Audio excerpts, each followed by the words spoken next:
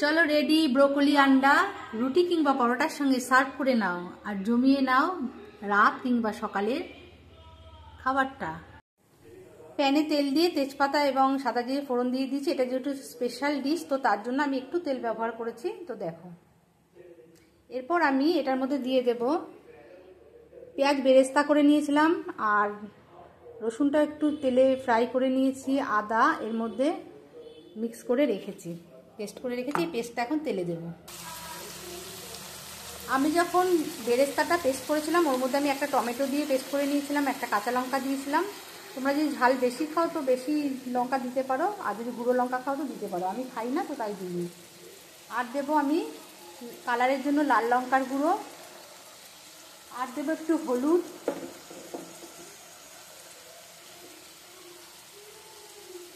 একটু হলুদ দিলাম, আর দেবো নুন স্বাদ মতো। এবার এটাকে কষতে দিতে হবে ভালো করে। আর আমি আর একটা মশলা অ্যাড করবো, এটার মধ্যে শাহজিরা শাহমরিচের গুঁড়ো আমি রেডি করেই রেখেছিলাম। তো এর মধ্যে 1 স্পুন মতো আছে, আমি দিয়ে দিচ্ছি। মশলাটা একটু কষে আসলে তখন এই গুঁড়োটা দিয়ে দিতে হবে এবং দিয়ে আস্তে আস্তে অনেকক্ষণ ধরে গ্যাস কম করে নিয়ে এটাকে কষাতে হবে।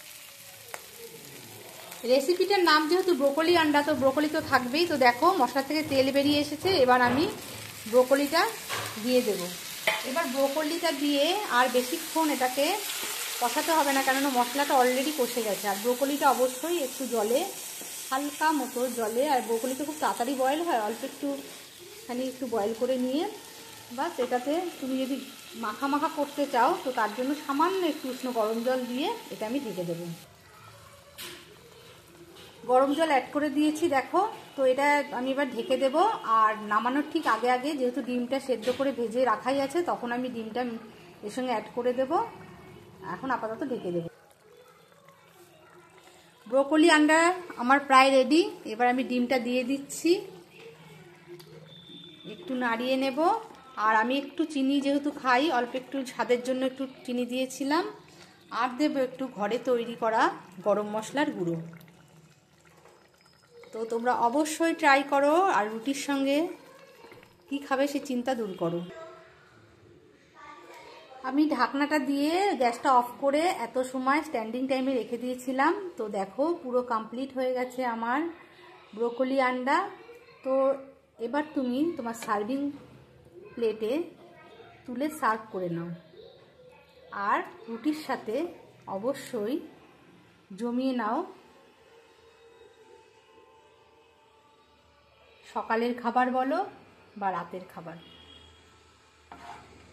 কেমন লাগলো আমার এই ভিডিওটা অবশ্যই কিন্তু কমেন্ট করতে ভুলো না বন্ধুরা। তো আজকের মতো টাটা। আমি আসবো আবার নতুন কোনো একটা রেসিপি নিয়ে। বাই।